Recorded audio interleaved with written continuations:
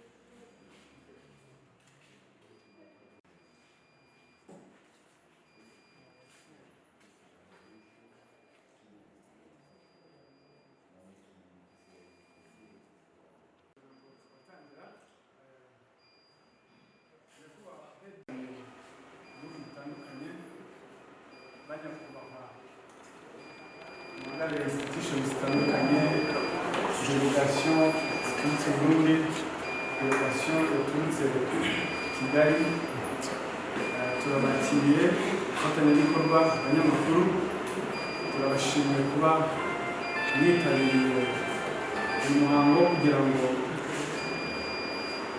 dushyikirize delegation iturutse Burundi, tubashyikirize umugabo witwa BUKEYENEZA Jolis. Uriya mugabo BUKEYENEZA Jolis yafashwe biturutse ku bufatanye bwa Interpol, NCB Burundi na NCB Kigali. Akaba rero uyu munsi w'itariki 3 Ugushyingo duhujwe n'igikorwa cyo kugira ngo duhererekanye ku mugaragaro w'ubwenegihugu bw'u Burundi witwa BUKEYENEZA Jolis w'imyaka 30. Yafashwe tariki 7 z'ukwezi kwa 10 umwaka wa 2023. Yafashwe akekwaho icyaha cyo kunyereza umutungo wa Rwanda, détournement de fonds publics wa Banki, Banki. Birakekwa ko icyo cyaha bishingiye ku byo bita red notice, fugitive wanted for prosecution. Yafashwe amaze kwa mu bihugu byose bihuriye muri Interpol bifite guhanahana amakuru aho amazina y'umuntu ukekwa umupaka ava mu gihugu kimwe ajya mu kindi, si abantu gusa ndetse n'ibinyabiziga byibwe. Umupaka umwe cyinjira mu kindi gihugu kikaba cyafatwa, hariho ibinyabiziga byagiye bifatwa ndetse bitazakoreshwa n'umuntu uwo ari we wese. Si ubwa mbere rero iki gikorwa cyaha no mu mwaka 2021 muri Kanama amafaranga mu gihugu cy'uburundi bahungiye mu Rwanda.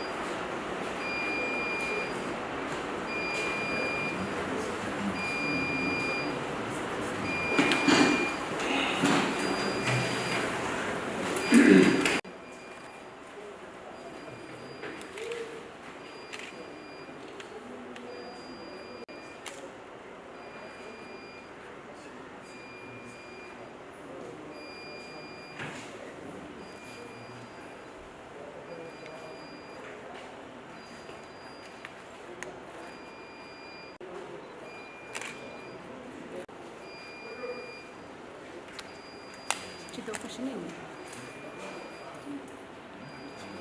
Tukoya.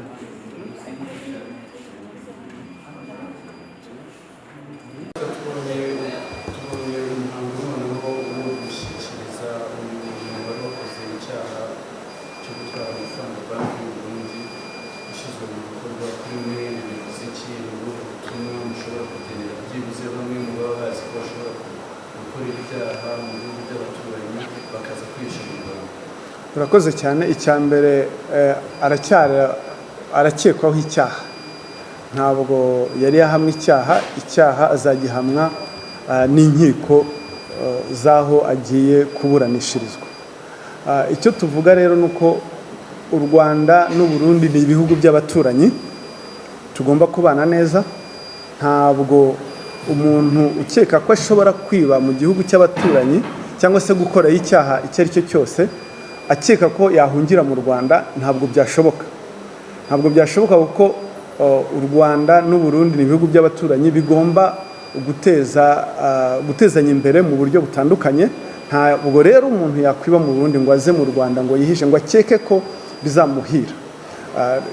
Uwakora icyaha icyo ari cyo cyose akeka ko yakwihisha mu Rwanda, ndetse nta nubwo u Rwanda rwakwemera ko rushobora no kuba inzira z'abakora ibyaha, akaba yumva ko ashobora guca mu Rwanda akomeza ahandi yakoze ibyaha mu Burundi. Ntabwo ibyo ngibyo tuzabyemera, nta nubwo binashoboka.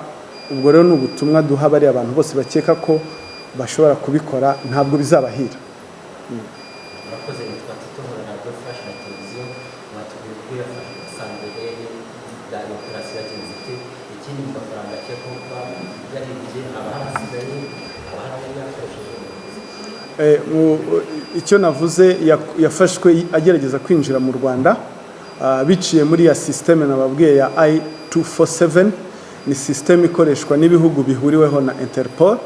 Ni systeme yifashishwa n'ibyo bihugu igihe cyose hari umuntu ukekwa kuba yakoze icyaha imyirondoro ye ishyirwa muri iyo system, igihe cyose yaragerageje kuva mu gihugu kimwe ajya mu kindi arafatwa. Nanababwiye nti si n'abantu gusa ndetse n'ibinyabiziga, hari ibinyabiziga byinshi byagiye bifatwa, ndetse n'ibyangombwa, pasiporo yawe ushobora kuyita ikazakoreshwa n'umugizi wa nabi. Icyo gihe rero nayo ishyirwa muri iyo system, igihe cyose hagize ugerageza kuyikoresha ahita, iyo byashyizwe muri iyo system ahita afatwa. Ni muri ubwo buryo rero yafashwe nta mafaranga afite, yari yibye, ariko ibyo ntabwo bikuraho kuba yakurikirana.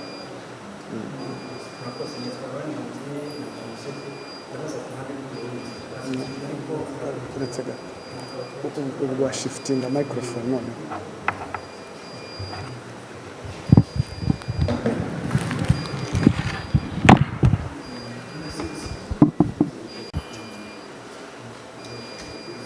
Murakoze, yitwa zishimira na igikorwa cy'umuseke. Mwatangiye mutubwira ariko mwatubwira se nyuma y'uko mushyikirijwe ibintu hakurikira iki? Murakoze cyane kuri icyo kibazo. Igikwirikira nuko tugiye kumushikana i Burundi, hanyuma nuko tuzoca tumushyikiriza ubucamanza kugira ngo bumukurikirane ku cyaha yagirizwa cyo kuba yaribye amafaranga ya banki. Mu majambo make rero nuko tuzoca tumushyikiriza parake nkuru y'igihugu ya Repubulika kugira ngo ize imukurikirane ku cyaha yagirizwa. Yitwa Prudence Berwa muri Gisambo stanga ni igikorwa mu cyakira gute nka guverinoma y'Uburundi cyangwa se mu Burundi mu rwego rwo hanyuma cyangwa nk'uko umugenzi wanjye yabivuze nawe nyine yavuze yuko u Rwanda n'u Burundi ari ibihugu bivandimwe bifitanye imibano myiza. Tucyakiriye neza kuko mu bijyanye no guhanahana amakuru muri Interpol, mu bijyanye no kurwanya ibyaha, ni ukuvuga turahanahana amakuru, ari nacyo gituma cyafashije kugira ngo uyu muntu Jolis BUKEYENEZA afatwe. Byavuye kuri uko guhanahana amakuru biciye muri Interpol kugira ngo uwo muntu ahagarikwe. Ari nacyo gituma yabasiguriye yuko ari u Rwanda bitazokwemera yuko ruba ikibanza cy'abo abankozi z'ikibi nk'izo ziza gucumbikamo cyangwa kubamo cyangwa kuba inzira. Natwe nicyo kimwe, natwe ntituzokwemera abantu bakoze ibyaha mu Rwanda bakaza guhungira mu Burundi, nabo nyine bazofatwa kugira ngo bashyikirizwe u Rwanda.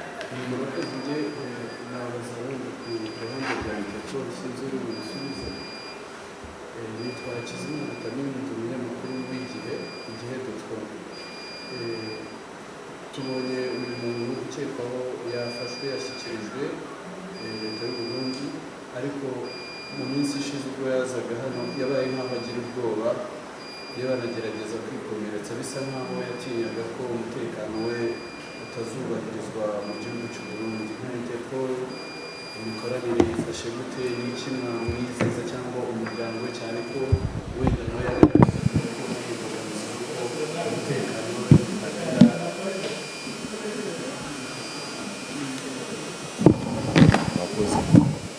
tumwizeza yuko umutekano wiwe wubahirizwa kandi uzokubahirizwa, ko nk'uko twabivuze tumushyikiriza ubucamanza kandi akazoba afise uburenganzira bwo kurondera umufasha w'ibita umuavoka kugira ngo umufashe amwunganire mu rubanza rwiwe. Byerekana neza yuko umutekano wiwe uzoba wubahirijwe atangorane n'imwe iriho. Yabwize ubwoba bw'ubusa gusa gutinya, mugabo umutekano wiwe urubahirizwa.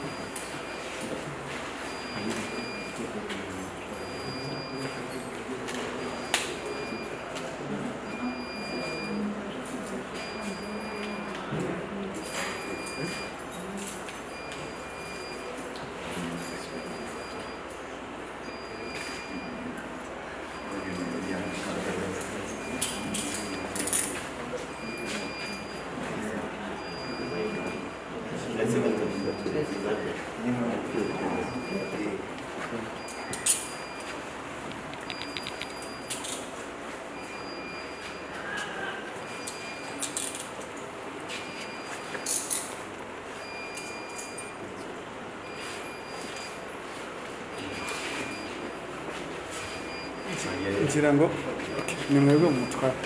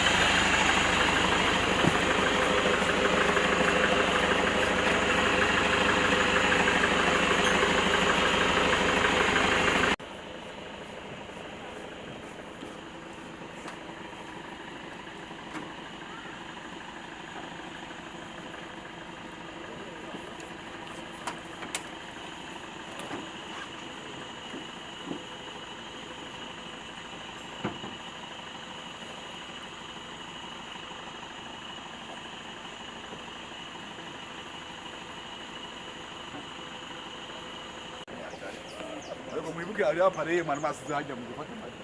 Aya safari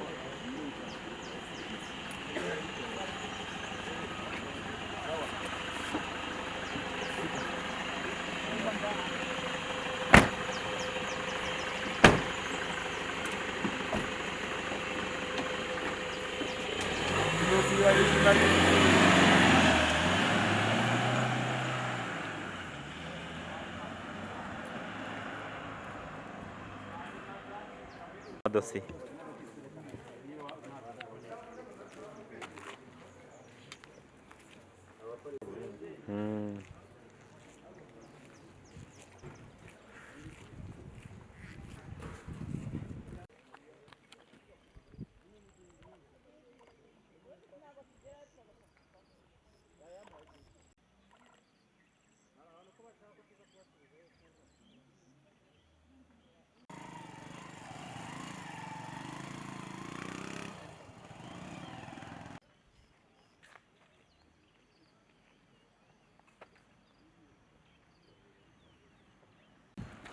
Vamos, vamos.